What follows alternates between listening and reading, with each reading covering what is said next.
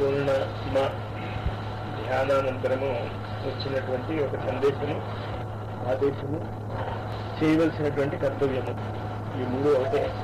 భగవద్గీత గురించి దాని గురించి మనం మాట్లాడుకుంటున్నప్పుడు అనేక సార్లు కృష్ణం వందే జగద్గురుం అనే పరిపాటిలో అస్త్ర నాశనము, అసలు కృష్ణావతార రహస్యము, మిగతాదంతా కూడా మిగతా వాటికి సంబంధించిన కార్యక్రమాలే. కానీ అస్త్రాల ప్రయోగము చేయటానికి వీలులేని స్థితి కల్పించటము ఏ విధంగా ఉంటే అలనాడు శ్రీకృష్ణుడి యొక్క ముఖ్య సంకల్పాన్ని చెప్పుకున్నామో, తిరిగి మళ్ళా అస్త్ర ప్రయోగం చేయించటం అన్నది గురువు గారు తలపెట్టిన అనేక గొప్ప కార్యక్రమాల్లో ఒకటి.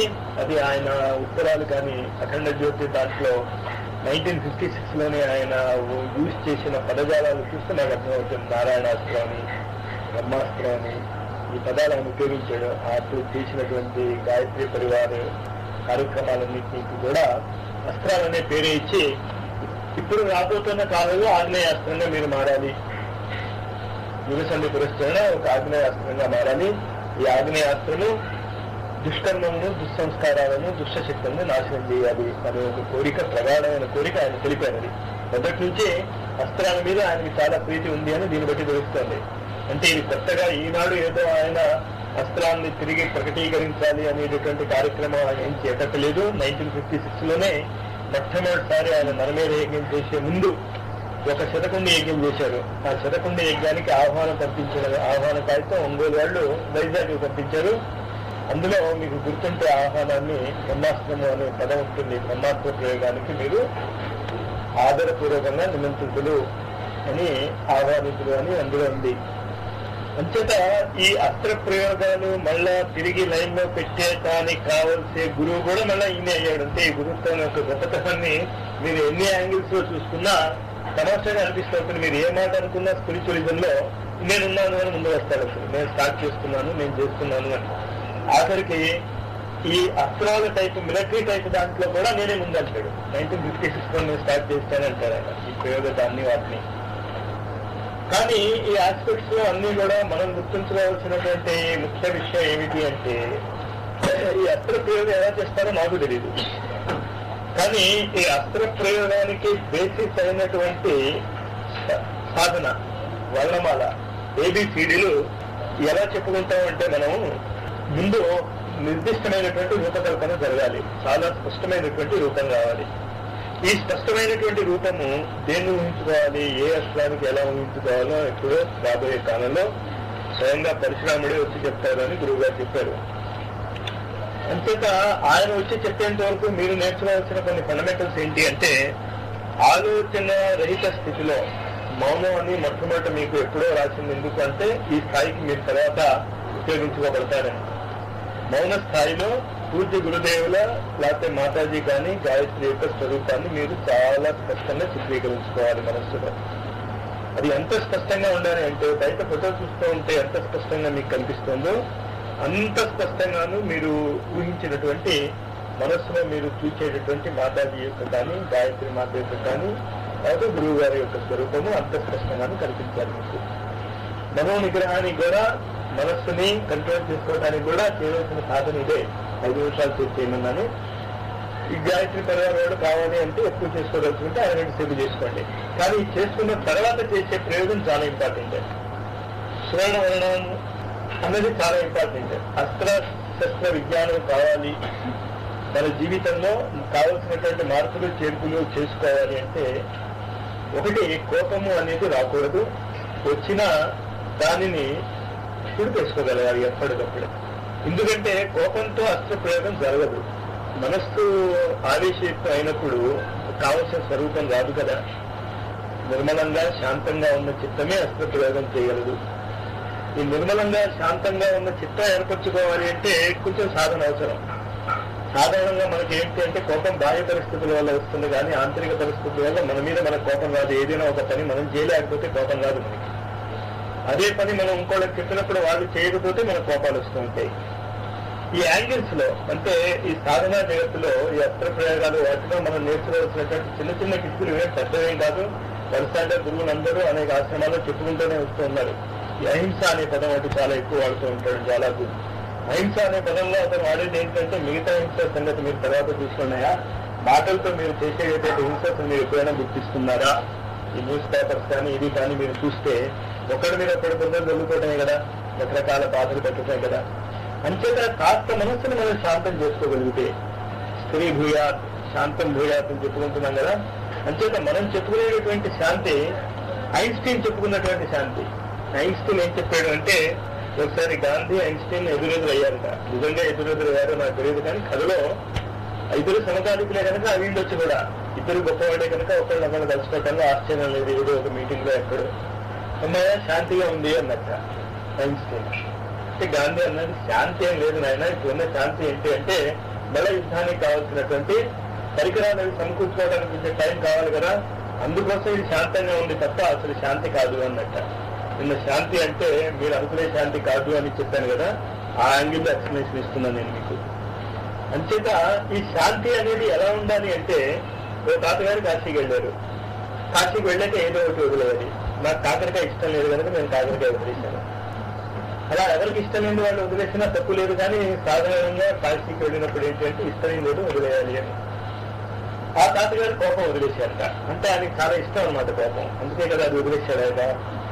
అంచేత ఆ కోపాన్ని వదిలేశాక ఇంటికి తిరిగి వచ్చి ఆయన కాశీ యాత్ర విశేషాలన్నీ చెప్పుకుంటూ, నేను కాశీ యాత్రలో అంతా చేశాను, ఇది చేశాను, అది చేశాను అని తన మనవరాళ్ళు వాళ్ళు పిల్లలు అందరూ వచ్చి చెప్పుకుంటూ వస్తున్నట్ట. అక్కడ ఆలోక కార్తీక్ టైప్ మనవలు ఉన్నారో చూసుకోలేదు వాళ్ళు. అప్పుడప్పుడు ఉషా టైపులు కూడా. ఆ టైప్ ఉన్నటువంటి మనవలు వాళ్ళు ఉంటే ఏమవుతుంది, తాతయ్య నువ్వు ఏం వదిలేసి వచ్చావు కాశీలో అన్నమాట. కోపం వదిలేసి వచ్చానమ్మా అంటే బాబు అని పెట్టాలి. సెక్స్ పెట్టారనమాట, మనవడు మనవరాలు బట్టి బాబు అమ్మ అని. రెండోసారి అడిగేస్తాడు, మూడోసారి అడిగేస్తాడు, నాలుగోసారి అడిగేస్తా, ఐదోసారి అడిగేస్తా.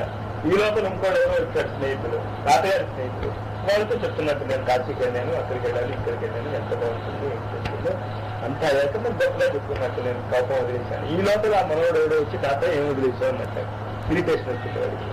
చెప్పాను కదయా నేను అవుతాను నీకు, కోపం వదిలేశాను అన్నమాట. ఈ లోపల ఇంకో మనవరాలు ఎవరో వచ్చి ఏం వదిలేసా తాత అంటే కలపతి కలుగుతుంది. అప్పుడు వాళ్ళ అమ్మ తన కాశీలో వదిలేసిన కోపం ఇప్పుడు తిరిగి మళ్ళీ ఇంటికి తీసుకుంది, అది నేను వెతుక్కుంటాను అని. అంచేత ఈ పరిస్థితులు మన అలవాట్లు ఎలా ఉంటాయంటే మనం గొప్పను వదిలిపెట్టలేము ఇది కూడా. కానీ గురువు గారు చెప్పేది ఏంటి, మధురిమ, చల్లతనం, అది మీరు అలవాటు చేసుకుంటే తప్ప వస్త్ర ప్రయోగం జరగదు. కర్ణుడుకి శాపాలు ఉన్నాయంటే శాపాలు ఏమో, కర్ణుడికున్న శాపాలు ఒకటే ఏంటి అంటే, నేను అర్జునుడిని చంపి తీరాలి అనేటటువంటి కసితో నువ్వు బాణప్రయోగం చేయదలుచుకుంటే సదం గురువు పోతుంది, జరగదు. కానీ వస్త్ర విన్యాసం జరగదు. అంతేత మర్చిపోయాడు ఆ టైంకి. పరశురాముడిగా తెలుసు కనుక చెప్పాడు నువ్వు మర్చిపోతావు అని. చెప్పించడం ఏం లేదు. ఇప్పుడు గురువు చెప్పాడు అనుకో, నాయన నువ్వు చదివే చదువు బట్టి నేను గ్యారంటీ చెప్పగలను, పరీక్షలో ఈ ప్రశ్నకి నువ్వు జవాబు ఇవ్వలేవు అని. అంటే అదేనా గురువు శాపం పెట్టినట్ట? ఏమి పెట్టలేదు, ఇంకా చెప్పాడు పాపం, నాయన నువ్వు సమానంగా చదవటం లేదు, నువ్వు కాస్త జాగ్రత్త పడితే ఈ ప్రశ్నలు కూడా జవాబు ఇవ్వగలవు అని చెప్పాడు అక్కడ. అలాగే పాపం పరశురాముడు చెప్పాడు, నాయన నువ్వు చాలా తప్పు పని చేస్తున్నావు, నువ్వు కరెక్ట్ యాంగిల్లో సాధన చేయలేదు కనుక నిజంగా నువ్వు అస్త్ర ప్రయోగం చేయాల్సి వచ్చినప్పుడు నువ్వు ఆవేశపూరితుడు అయిపోతావు, ఎప్పుడైతే నీకు ఆవేశం వస్తుందో అస్త్రాలు పనిచేయవు. అంచేత ఈ మస్తిష్కం శాంతం భూయాత్ ఇదంతా ఉత్తిని మంత్ర జపంలాగా ఉత్తిని నోటితో చెప్పేటట్టు చేస్తే అది గాయత్రి పరివారు కాదు. అది ప్రయత్నం చేయండి, అది ఒక రోజులో పోవు. ఇవంతా నేను చెప్పింది ఎవరో చెప్పేసి ఇలా చేసేసి కాస్త రెండు చింతలు కాబట్టి ఇరిటేషన్ వస్తుంది నాకు కూడా, నిజంగా ఒక ఫ్లాట్ కావటం లేదని. అంచేత అది ఇంపార్టెంట్ కాదు. ఒకవేళ మనకి మనస్సు సుఖంగా లేకపోయినా ఆనందంగా లేకపోయినా దాన్ని ఆనంద స్థితిలో ఉంచుకోగలగాలి ఎల్లప్పుడూ కూడా, అదే అవసరం. నిత్యానందం పరమసుగదం కేవలం జ్ఞానమూర్తి. గురువు యొక్క స్తోత్రాలలో ఈ మాటలు వస్తాయి. కావాలంటే ఈ శ్లోకాన్ని కూడా 2 శ్లోకాలతో కూడా కలుపుతండి, కాస్త గుర్తొస్తుంది. కానీ ఉత్తనే నోట్తో చదవటానికి కాదు, ఆ స్థితికి మనం కూడా వెళ్ళాలి. ఇక్కడ ఇరిటేషన్స్ అవి ఎప్పుడైతే మనం మర్చిపోయి అన్ని పరిస్థితుల్లోనూ కూడా అసలు మీ దగ్గర నుంచి వచ్చే రియాక్షన్ నిల్ అన్న స్థాయికి మీరు వచ్చినప్పుడు శాంతి అంటారు తప్ప మిగతా టైం అప్పుడు శాంతి రాదు. బ్రహ్మాండమైన ఉదాహరణ వశిష్ఠుడు. ఈ శాంతం యొక్క వశిష్ఠుడు ఉదాహరణ మరి సినిమాలో తీశారో లేదో నేను చూడలేదు, బ్రహ్మర్షి విశ్వామిత్రుల్లో. కానీ ఒక్కటి చెప్తూ ఉంటారు, వశిష్ఠుడికి 100 మంది పిల్లలు ఉండేవాట. అందరూ ఋషులే, ఆ శక్తి ఆ స్థాయి వాళ్లే. వాళ్ళకి ఈ విశ్వామిత్రుడు వశిష్ఠుడి చేత బ్రహ్మర్షి అనిపించుకోవాలి అని కోరిక. మిగతా అందరూ అంటున్నా ఒప్పుకోలేదు. వశిష్ఠుడు అంటేనే నేను నిజమైన బ్రహ్మర్షిని కనుక నేను వశిష్ఠుడు అనేటట్టు చేస్తానని చెప్పి రోజుకో కొడుకుని చెప్పిన ఒకటి రోజు కోపం మీద అనేవాడు కాదు. ఈవిడ పాపం అరుంధతికి పాపం చాలా బాధగా ఉంది సార్. అదే వశిష్ఠుడు చదువుతారులే ఇప్పుడు వీళ్ళు చేసేస్తే చదువుతారు బ్రహ్మర్షి అంటే నీ సొమ్మెంట్ వస్తున్నాయా వీడు కొట్టి పారేస్తున్నాడు. బ్రహ్మర్షి స్థాయికి వచ్చినప్పుడు అంటాను అంతవరకు అన్నాను. సో ఇంకా కోపం వచ్చిన విశ్వామిత్రుడికి 99 మంది పిల్లల్ని చంపేశాక 100వ వాడిని చంపడానికి అతను ఎక్కి కూర్చున్నట్ట రాత్రి. అప్పుడు అరుంధతి విశిష్టు మాట్లాడుకుంటున్నట్టు ఆ స్థాయికి వచ్చి అంటే ఏంటి మీరు విశ్వామిత్రుడిని బ్రహ్మర్షి అనేకూడదా అనేయడానికి ఏముంది అనేవచ్చు. అతను ఆ స్థాయిలోనే ఉన్నాడు. ఒక కోపమే ఒక పాలు వచ్చు ఆవేశం అదొక్కటి కనుక అతను తగ్గించేసుకుని ఉంటే నేను ఎప్పుడో అతన్ని బ్రహ్మర్షి అనేకును. మరి పిల్లల్ని వాటిని చదువుతున్నాడు కదా మరి వాళ్ళ కోసమైనా అంటే బాగుంటే వాళ్ళ కోసం నేను తప్పుడు నేను గురువు ఇచ్చేస్తానా నేను నొస్తూ అన్నాను అంటే ఆ స్థాయికి వచ్చిన వ్యక్తుల్ని అన్నాను అంచేత ఆ స్థాయికి వస్తే అరేస్తాను. అతను ఆ స్థాయిలో ఉన్నాడు. పాప ఆవేశం వచ్చినప్పుడే కాస్త తిరుగుతూ ఉంటాడు. మామూలుగా ఉన్నప్పుడు అతను బ్రహ్మర్షి అంటాడు. ఇది వింటాడు విశ్వామిత్రుడిని. జనామని కింద దిగుతాడు, కాళ్ళ మీద పడతాడు. చాలా తప్పు అయిపోయింది నేను అర్థం చేసుకోలేకపోయింది క్షమించండి అంటాడు. బ్రహ్మర్షి లే అంటాడు. ఆ బ్రహ్మర్షి లే అన్నప్పుడు తన చెవుని తనే నమ్మడు విశ్వామిత్రుడు. ఏమన్నాడు అన్నాడు. ఏమి కాదు నువ్వు బ్రహ్మర్షి అయిపోయాడు కూడా అన్నాడు. అంతకంటే ఏం లేదని. అది ఆ స్థాయి అందరినీ క్షమించగలిగేటటువంటి స్థాయి. ఎవరు ఎంత చికాకు పెట్టినా చికాకు పడినటువంటి స్థాయి. మన లక్ష్యాన్ని మర్చిపోకుండా ఉండేటటువంటి స్థాయి. కాస్త పరిస్థితులు అటు ఇటు అయ్యేసరికల్లా సాధన అలా అలా అయిపోయింది అనుకోండి.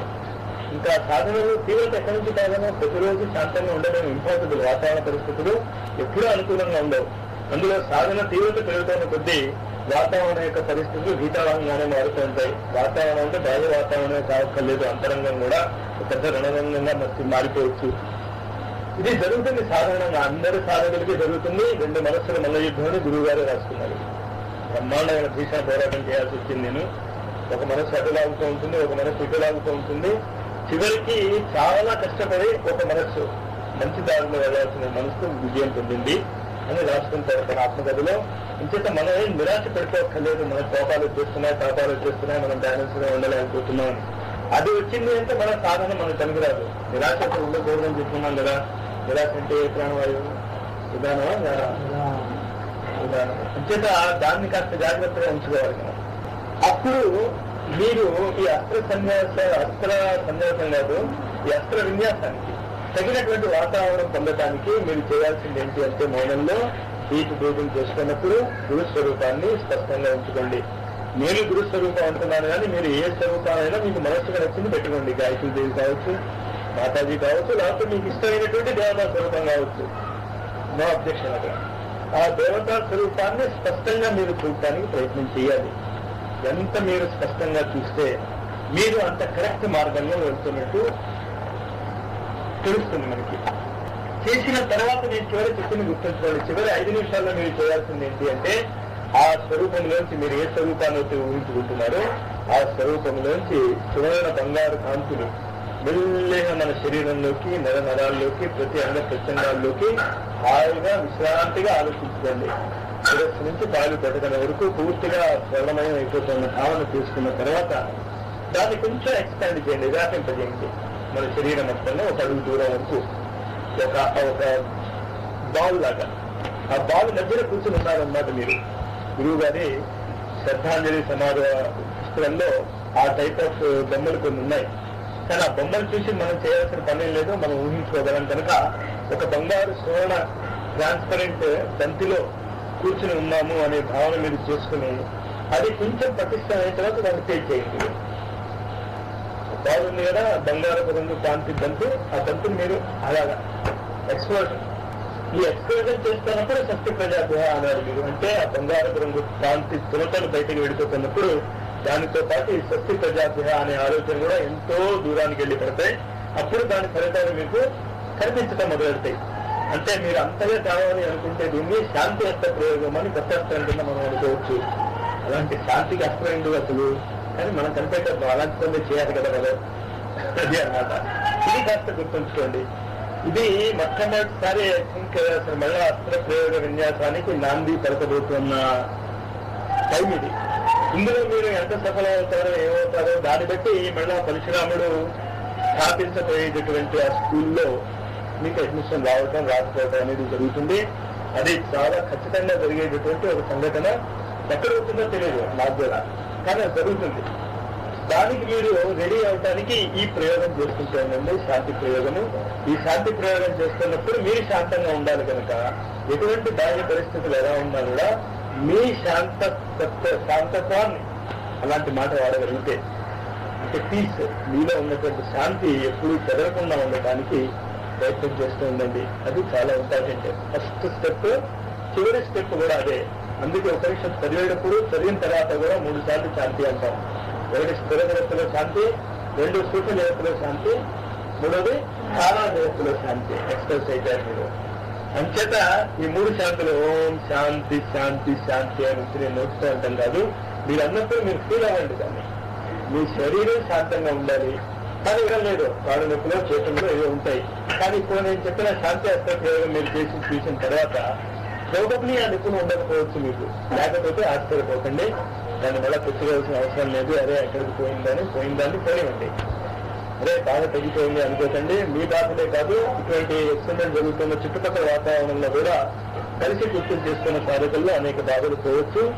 ఈ బాధలు ఇంకా తీవ్ర స్థాయిలో పోవాలి అంటే ఇంకొక మంత్రం దాంట్లో తీసుకుని మీరు శ్రీవి అని కూడా నిత్యం కూడా మనలో చూస్తుంది. ఇంకో వైపు నుంచి కూడా మనకి సపోర్ట్ వస్తుంది. ఇది మొదట మీరు ఈ సాధనా శిబిరం తర్వాత మొట్టమొదటి మీరు పాటించాల్సిన నియమాలలో ఈ శాంతి అస్త్ర ప్రయోగం మీరు మొదలవుతూ. రెండోదంటే ఈ శాంతి అస్త్ర ప్రయోగం మొదలవుతుంది అని చెప్పి మీరు శాంతిగా లేకుండా అస్త్ర ప్రయోగం చేస్తే మీలో ఉన్న అశాంతి బయటకు వస్తుంది. అంచేత ఈ ప్రయోగం చేస్తున్నప్పుడు శాంతంగా ఉండి చేయండి. మరి శాంతంగా లేదు కనుక మేము చేయమనుకుంటే మీరు ఎప్పుడు శాంతంగా ఉండరు కనుక ఈ ప్రయోగం ఎప్పుడు చేయరు కనుక కనీసం మీరు ఈ సాధన చేస్తున్నప్పుడు శాంతిగా ఉండటానికి ట్రై చేసేయండి. అది అసలు కావాల్సింది. రాత్రి ఈ వంక పెట్టి మానేయడానికి స్కోప్ ఉన్నది కదా. దాని తర్వాత గురువు గారు చెప్పేది ఇప్పుడు మెడిటేషన్స్ లో మీరు చాలా జాగ్రత్తగా గుర్తించవలసిన విషయం ఏంటి అంటే కొన్ని అనుభూతులు వస్తూ ఉంటాయి. మనకి మంచి అనుభూతులు వస్తూ ఉంటాయి, దివ్యమైనటువంటి అనుభూతులు వస్తూ ఉంటాయి. కానీ సాధకుడు చేయకూడనటువంటి పని ఏంటి అంటే ఆ అనుభూతుల్లో ఇరుక్కుపోవటం. అనుభూతులు వస్తాయి, రానివ్వండి, మర్చిపోండి, దాన్ని సాగదీయకండి. మీరు అనుభూతుల్ని చర్చించుకోకండి. ఆ అనుభూతులు రావటం మంచిదే, అనుభూతి ఎలాగో వస్తుంది. నాకు ఎక్కడ పోతుంది సాధన చేసినప్పుడు. కానీ ఆ అనుభూతుల్ని కనుక మీరు మనస్సులోనే ఉంచుకోకుండా బయటికి చర్చిస్తే ఆ అనుభూతుల యొక్క మాయాజాలంలో పడిపోయే చాలా ప్రమాదం ఉంది. ఒకరోజు వచ్చిన అనుభూతి రెండో రోజు రాకపోవచ్చు. ఒకసారి వచ్చిన అనుభూతి కొన్ని సంవత్సరాల తర్వాత రావచ్చు. ఈ మధ్యకాలంలో వాడు ఏమనుకుంటాడు అంటే ఏం జరగటం లేదు అనుకుంటాడు. అంతేగా అనుభూతులు ఏది చెప్పవు. అనుభూతులు ఏం చెప్తాయంటే అనుభూతి వచ్చింది అని చెప్తాయంటే, అంతకంటే ఏం లేదు, దానికి విలువ ఏం లేదు. అనుభూతులకి అనుభూతులకు ఉన్న ఒక్క విలువ ఏంటి అంటే వచ్చింది అనుభూతి అంతే, అంతకంటే పెద్ద విలువ లేదు. కనుక అనుభూతుల్ని క్రాస్ చెక్ చేసుకోవటం, మీకు ఎలాంటి అనుభూతులు వచ్చాయి, మాకు ఎలాంటి అనుభూతులు వచ్చాయి, వచ్చిన వాళ్ళు ఆనందించటం, రాని వాళ్ళు ఆనందించకుండా ఉండటం, ఈ 2 పనులు చేయకండి. అనుభూతుల గురించి చర్చ ఇక్కడ నుంచి సాధనా శిబిరాల్లో కానీ ఎక్కడ కానీ మనం తీసుకోవద్దు. కానీ అనుభూతుల చర్చ వద్దన్నాను, కానీ డ్రీమ్ అనాలిసిస్ మాత్రం మానవద్దు. మీ స్వాప్నిక జగత్తుని మాత్రం మీరు చాలా జాగ్రత్తగా చూస్తుండండి. ఆ స్వాప్నిక జగత్తులోనే మొట్టమొదటి అవతార రహస్యాన్ని, కలిసి అవతార ప్రాకట్యాన్ని పట్టుకుంటారు. మీరు నిజంగా అవతారాన్ని పట్టుకోదలుచుకుంటే, నిజంగా అవతారాన్ని కనుక మీరు చూడదలుచుకుంటే మొట్టమొదట మీకు కనిపించేది డ్రీమ్స్ లో. అది మీరు కనుక విష్ణు పురాణం కానీ హరివంశ పురాణం కానీ కాస్త జాగ్రత్తగా చదివితే, హరివంశ పురాణం కృష్ణ గురించి చెప్పేది ఎవరికి నేను కాస్త తప్పైనా పర్వాలేదు, ఎందుకంటే ఎలాగో మీరు ఆ పురాణాలు చదవరు నేను చెప్పిన అంచేత పర్వాలేదు. మీరు చదవాలనుకున్నా పుస్తకాలు దొరకవు, అంచేత పర్వాలేదు. అంచేత ఈ హరివంశ పురాణంలో, విష్ణు పురాణంలో వాళ్ళు చెప్పినటువంటి చాలా ప్రముఖమైనటువంటి రహస్యం ఏంటి అంటే కల్కి అవతార ప్రాకట్యం. కల్కి అవతారం ప్రాదుర్భావం జరిగిందో లేదో అన్నది మీకు మొట్టమొదటి డ్రీమ్లో తెలుస్తుంది, స్వప్నం జగత్తులో తెలుస్తుంది. దాన్ని కావాలంటే చర్చించుకోండి, తీర్చి పెండాలండి. దాన్ని నాకు అర్థం.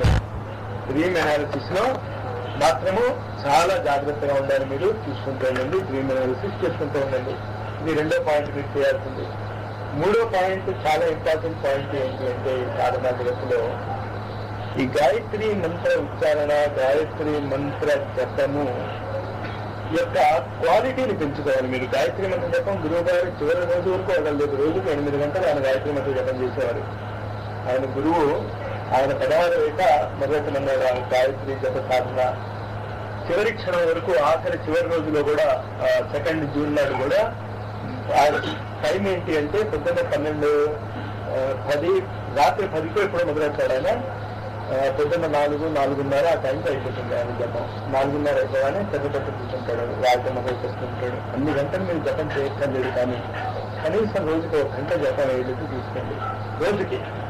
అది 3 అంచెల్లో చేసుకోండి, 3:20 లేదు పొద్దున్న 1 గంట, సాయంత్రం 1 గంట చేసుకోండి. కానీ జపం చేసుకుంటున్నప్పుడు మాత్రము గురువు గారిని మర్చిపోండి, అందరినీ మర్చిపోండి, నేను చెప్పిన మాటలన్నీ మర్చిపోండి. కేవలం మీరు ఏం చేయాలి అంటే గాయత్రి మంత్ర తరంగాలలో మీరు మునిగిపోవాలి. ఇంకా మిగతా ఏ ఆలోచన రాకుండా కనుక మీరు చేసుకోగలిగితే ఆ గాయత్రి మంత్రం ద్విజత్వానికి ఎలా ఆధారం అవుతుందో తెలుస్తుంది. అన్ని శాస్త్రాలు, అన్ని ఉపనిషత్తులు అన్ని కూడా అందులో ఉన్నాయని ఒక వ్యక్తి చెప్పటం లేదు, అనేక మంది ఋషులు చెప్తున్నారు. ఈనాడు ఆ సాధన చేసినటువంటి వ్యక్తి స్పష్టంగా చెప్తున్నాడు, నేను ఇంతటి వ్యక్తిని అయ్యాను అంటే గాయత్రి మంత్రం వల్లే అని.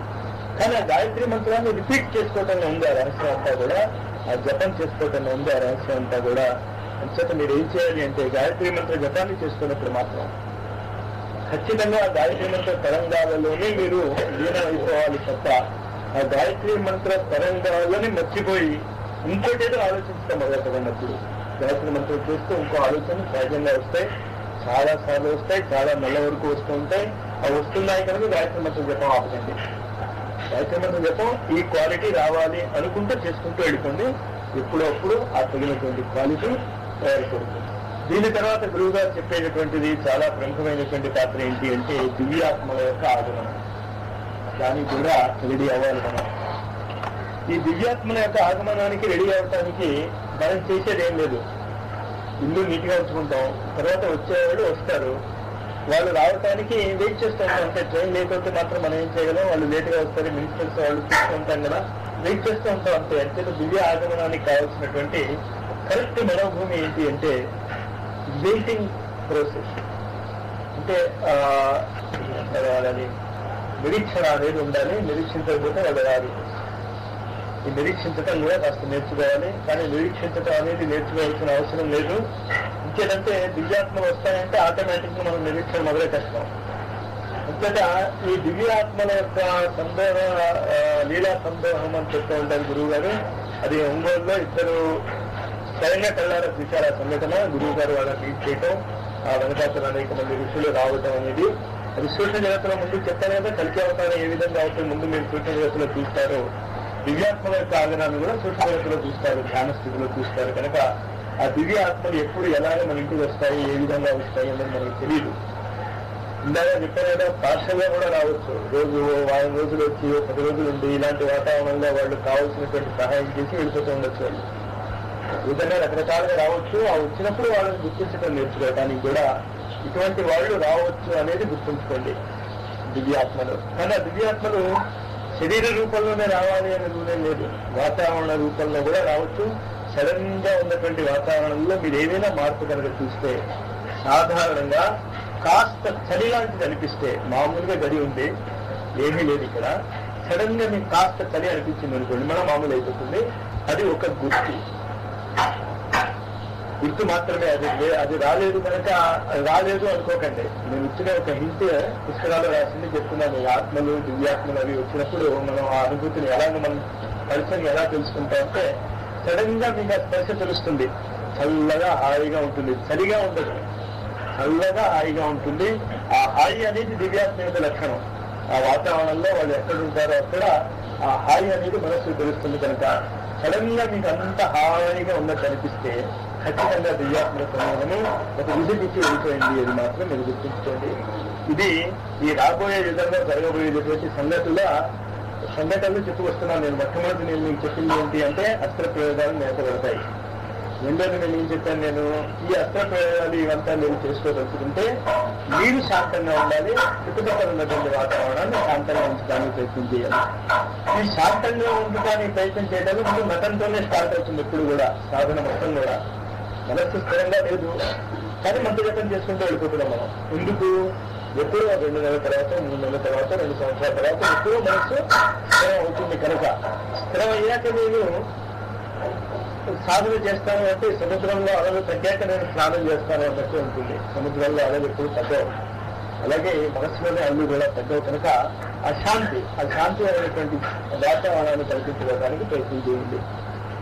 తర్వాత ఏం చెప్పాను నేను, ఈ శాంతి తర్వాత ఆ అస్త్ర ప్రయోగం, ఎక్స్ప్లోజన్.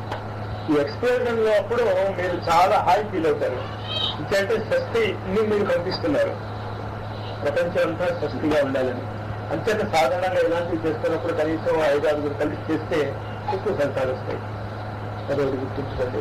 జపం చేస్తున్నప్పుడు మీరు గుర్తుంచుకోవాల్సింది ఏంటి, మంత్ర జప తరంగాలు మాత్రమే మీరు చెవి ద్వారా వినాలి తప్ప మిగతా అనేది వినవద్దు. ఇవంతా చేసుకుంటున్న తర్వాత రాబోయే కాలక్రమంలో 2 రకాలైనటువంటి డిస్కవరీస్, 2 ఇన్వెన్షన్స్ జరగబోతున్నాయి రాబోయే 10 ఏళ్లలో. ఆ ఇన్వెన్షన్స్ రాబోయేటటువంటి నూతన యుగానికి నాందిగా మనకి తెలుస్తాయి. ఆ 2 డిస్కవరీస్ అంటే ఏంటి? ఆవిష్కరణ. ఇవి ఎప్పుడైతే జరుగుతాయో అప్పటి నుంచి అసలు నూతన యుగం స్టార్ట్ అయిపోయింది అని తెలుసుకోండి. మొట్టమొదటి ఏంటి అంటే వైలెట్ కలర్ రోగ నివారణకి ప్రయోగించబడుతుంది. జాగ్రత్తగా అర్థం చేసుకోండి, కానీ మీరు ఉపయోగించకండి. మనకు తెలియదు అది ఎలా ఉపయోగించుకోవాలి. జ్వాలాకులు చెప్తున్నాను చేయడం. అది వైలెట్ కలర్ రోగ నివారణకి ఉపయోగపడుతుంది. అది ఉపయోగపడుతుంది అని న్యూస్ పేపర్స్ లో కానీ ఎక్కడైనా మీరు చదివితే ఆనందించండి. కరెక్ట్ ట్రాక్ లో వెళ్ళిపోతుంది కండి. ఇంకా హోటల్ సిగ్నల్ దగ్గరికి వచ్చేసింది. 2వ ఆవిష్కరణ ఇంకేత మొట్టమొదటి డిస్కవరీ మీరు పేపర్లో చదవబోయేది త్వరలో ఏంటి అంటే రోగ నివారణకి వైలెట్ కలర్ని ఉపయోగించుకోవాలి. కానీ మీరు ఉపయోగించకండి వైలెట్ కలర్ని. ఎక్కడ ఎప్పుడు ఎలా ఉపయోగించుకోవాలో ఆ మందుని ఆ శాస్త్రజ్ఞులు కనిపెట్టిన తర్వాత వాళ్ళు చెప్తారు. ఎక్స్పెరిమెంట్స్ అవి చేసిన తర్వాత హాస్పిటల్స్ లో అక్కడ కూడా ఈ వైలెట్ కలర్ని ఎక్కువగా ఉపయోగించుకోవడం మొదలెడతారు. 2వ డిస్కవరీ, రెండోది ఏంటి అంటే ఈ శబ్దాలు ఉన్నాయో ఈ శబ్దాల వెనకాతల ఉన్నటువంటి ఆకారాన్ని గుర్తించడం. కరెక్ట్గా చెప్పలేకపోయాము. ఇప్పుడు ఇది గాయత్రి మంత్రం చదువుతాం కదా మనం. గాయత్రి మంత్రం చదివినప్పుడు ఒకళ్ళ అక్షరం ఏ అనే అక్షరం మీరు కనుక ఉచ్చారణ చేస్తే దాని వెనకాతలు ఉన్నటువంటి శక్తి ఎలా ఉంటుంది, దాని వెనకాతలు ఉన్నటువంటి స్వరూపం ఎలా ఉంటుంది అనేది చెప్తుంది. ఈ స్వరూప దాంట్లో మీరు గుర్తుంచుకోవాల్సింది ఏంటి అంటే 5 శక్తులు చాలా పవర్ఫుల్ గా ప్రపంచం ఉపయోగించుకోవటం మొదలెడుతుంది. ఆ 5 శక్తుల్ని AEIOU ఇవి శక్తులు, 5 శక్తులు. ఇవి లేకుండా ఏ మాటలోనూ ప్రాణం ఉండదు. అందుకే వీటిని స్వరాలు అంటూ ఉంటాం. ఈ స్వరాల వెనకాతలు ఉన్నటువంటి శక్తి, ఈ స్వరాల వెనకాతలు ఉన్నటువంటి దేవతా స్వరూపాలు, ఈ స్వరాన్ని మనం ఎందుకు ఉపయోగించుకోగలుగుతున్నాం, ఈ స్వరాల వల్ల మాటకి అర్థం ఎలా వస్తుంది, ఈ రహస్యాలు కూడా 2000 సంవత్సరం ముందర ప్రకటీకృతం అవుతాయి అని ఋషులు చెప్తున్నారు. ఈ 2 మీరు ఎప్పుడు పేపర్లో చూస్తారో అప్పుడు గుర్తు చేసుకోండి. వచ్చేసింది నూతన యుగం, కలికి అవతారము తన ప్రయత్నాలు మొదలెట్టేసింది అని. అంటే అవతారం వచ్చింది అని కాదు, అవతారం రావటం అయిపోయి ఇంకా తన కార్యక్రమాలు అది మొదలెట్టేసింది అని. ఈ 2 చాలా జాగ్రత్తగా గుర్తుంచుకోండి. స్వరాల యొక్క శక్తిని ఉపయోగించుకున్నట. ఇంగ్లీష్ లో అయితే 5 స్వరాలు ఉన్నాయి కనుక మొట్టమొదట అది డెవలప్ అవుతుంది, AEIOU. దాని తర్వాత మన భాషలో 16 ఎన్ని వస్తాయి, 16 కదా. ఈ 16 శక్తుల యొక్క వివేచన డెవలప్ అవుతూ ఉంటుంది. ఈ 16 శక్తుల యొక్క జ్ఞానాన్ని షోడశి కదా, షోడశి విద్య అన్నారు. శ్రీ విద్య అనుకోండి, ఏవైనా అనుకోండి. ఈ స్వరాల వెనకాతలు ఉన్నటువంటి శక్తి ఇదివరకు ఎప్పుడో అగస్త్యుడు లలితా సహస్రనామంలో శక్తి ఉన్నాడు. లలితా సహస్రనామంలో ఈ శక్తుల యొక్క వర్ణన చాలా స్పష్టంగా ఉంది. అంచేత లలితా సహస్రనామం ఎవరైనా అలా పేజీలు తిప్పుతూ ఉంటే నాకే అభ్యంతరం లేదు. కానీ లలితా సహస్రనామం ఒక నిత్య పారాయణ గ్రంథంగా మేము చేస్తా ఉంటే మాత్రం నాకు ఖచ్చితంగా అభ్యంతరం ఉంది. నిత్య పారాయణ కింద మాత్రం దాన్ని పెద్దగా పట్టించుకోకండి మీరు.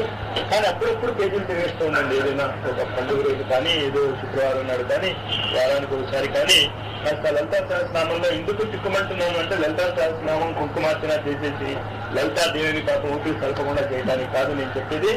ఈ లలితా సహస్రనామంలో ఉండేటువంటి స్వర విజ్ఞానము, లలితా సహస్రనామంలో ఉండేటువంటి జ్యోతిష విజ్ఞానము, లలితా సహస్రనామంలో ఉండేటువంటి ఈ అక్షర శక్తి రూపము అంటే నాశనము కాని శక్తి రూపము, అక్షర శక్తి రూపము మీరు పట్టుకోవటానికి అది ఎప్పుడు పేపర్లో పబ్లిష్ అవుతుందో అప్పుడు మనం పట్టుకోగలుగుతాం. ఇక్కడ మనం చదివినంత మాత్రం అవి రావు, ఆ రహస్యాలు అంత తొందరగా తెరవబడవు. కానీ ఆ పుస్తకం మన దగ్గర ఉన్నందుకు, ఆ జ్ఞానం అందులో ఉందని తెలిసిన తర్వాత దాన్ని కాస్త దున్ను దులపకపోతే బాగుండదు. కనుక అప్పుడప్పుడు దాని పేజీలు తిరిగేస్తూ ఉండండి.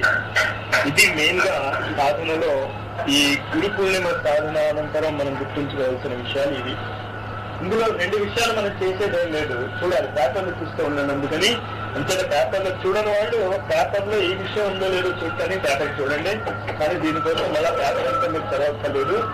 ఇలాంటి విషయాలు ఏమైనా ఉంటే అంతేత ఈ వైలెట్ కలర్ ఉపయోగము, జ్యోతిష్ శాస్త్రము, స్వర విజ్ఞానము, ఇది బాహ్య జగత్తు నుంచి మీకు అందివ్వబడేటువంటి రహస్యాలు.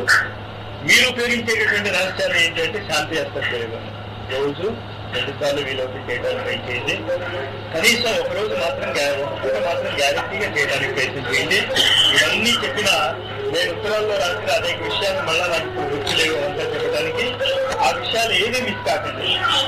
మీరు ఒక నూతన యుగానికి నాందిగా, ఒక గొప్ప యుగాన్ని తీసుకురావడానికి కావాల్సిన కార్యకర్తలుగా కష్టపడాల్సిన అవసరం ఉంది. హాయిగా పడుకుని కొత్త యుగాన్ని తీసుకొచ్చేయాలి అంటే రాదు.